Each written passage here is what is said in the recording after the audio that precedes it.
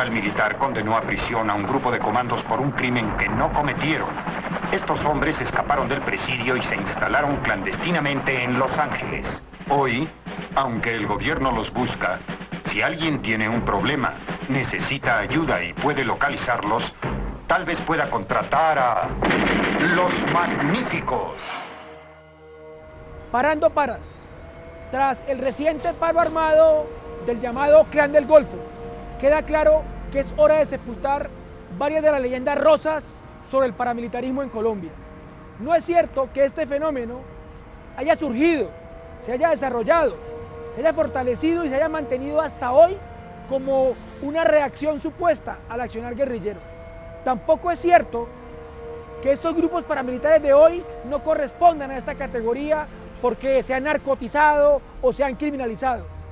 Afirmar ello sería negar que los paramilitares colombianos siempre han tenido un carácter lumpenesco y también que los paramilitares colombianos han tenido una capacidad de adaptación y persistencia única en la historia.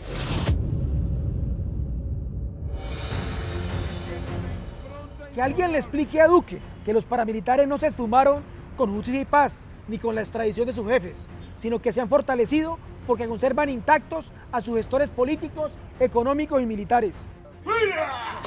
El paramilitarismo es una política de Estado, no una estructura única del fenómeno. Se han multiplicado de diferentes formas que van desde la policía política, de Laureano Gómez, a los rastrojos, de los chulavitas a las convivir, de las AUC a las acciones encubiertas de las fuerzas militares, como las que realizaron Faruk Yanine o Harold Bedoya, de los pájaros de antaño a las águilas negras de hoy. En la mayoría de estas expresiones paramilitares, la existencia de guerrillas fue si acaso anecdótico, porque su objetivo nunca ha sido enfrentar a la insurgencia armada, sino combatir a toda forma de movimiento popular y ejercer el control social territorial dentro de lo que Vilma Franco llama un orden social contrainsurgente.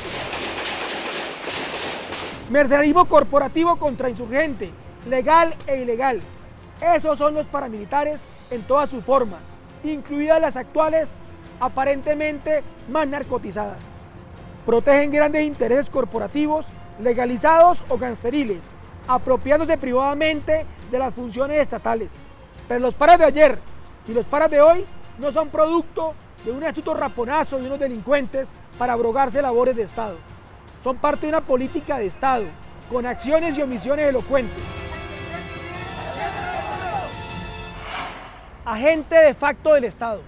Así se denominó a sí mismo Salvatore Mancuso, de forma correcta por demás, amparándose en esta figura del derecho internacional, reconocido por la Corte de La Haya, cuando independientemente de la relación entre las fuerzas, de la unidad entre las fuerzas, ambas forman parte del mismo bando, como fue evidente por la connivencia entre militares y paramilitares en Colombia.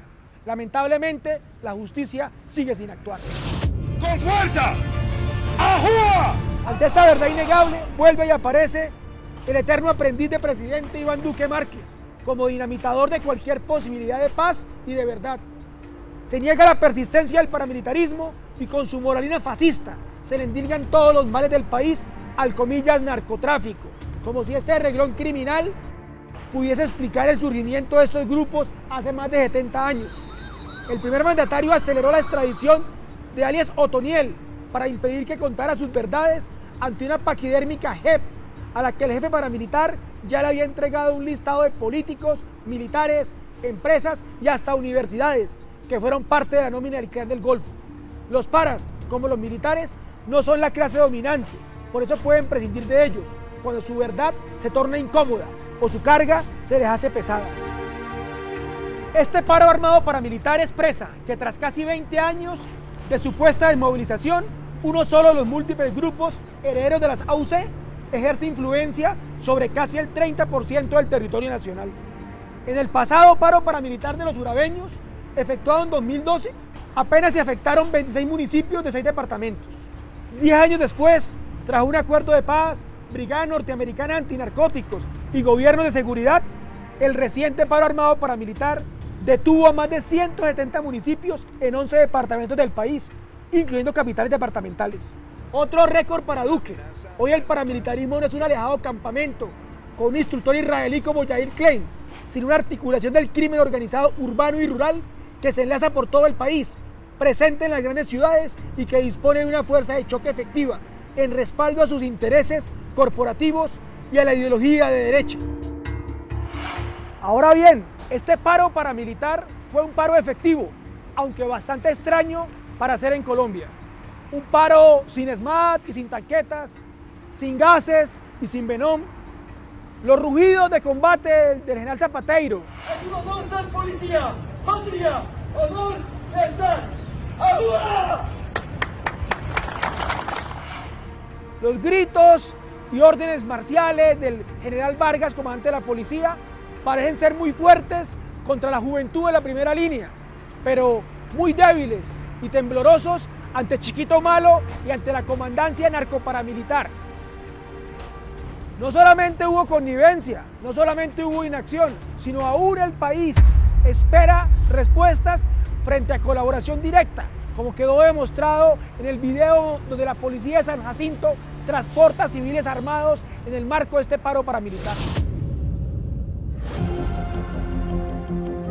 Pero los apoyos de los paras no son solo militares. Hay una clase política y económica que se beneficia del paramilitarismo. ¿Quiénes pueden hacer suntuosas bodas, partidos de fútbol o abrir supermercados mientras son asesinados vendedores ambulantes y transeúntes de a pie? ¿Quiénes pueden sacar votos en estas zonas donde el paramilitarismo demostró su control efectivo? O más claramente, ¿quién sacó esos votos en las pasadas elecciones? Por ello, una pregunta válida para un posible gobierno alternativo sigue siendo: ¿qué pasa si los paras vuelven y paran? ¿Qué pasa si un nuevo paro armado ya no es una protesta por la enésima traición del uribismo a sus tratos mafiosos, sino que el despliegue paramilitar sea la cabeza de playa para desestabilizar y dar un golpe de Estado? En el acuerdo final de La Habana se definieron políticas y entidades para desmantelar el paramilitarismo, que hoy lamentablemente duermen el sueño de los justos.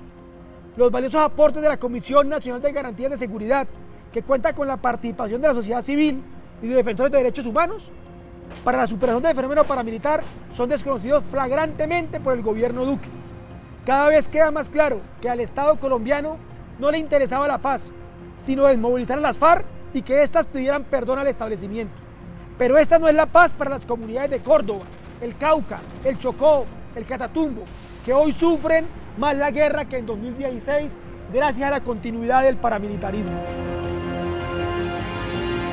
Urge pues una política integral de desmantelamiento del paramilitarismo en el marco de un nuevo gobierno que afecte realmente a las castas y autoridades políticas, económicas y militares que han engendrado y sostenido este fenómeno.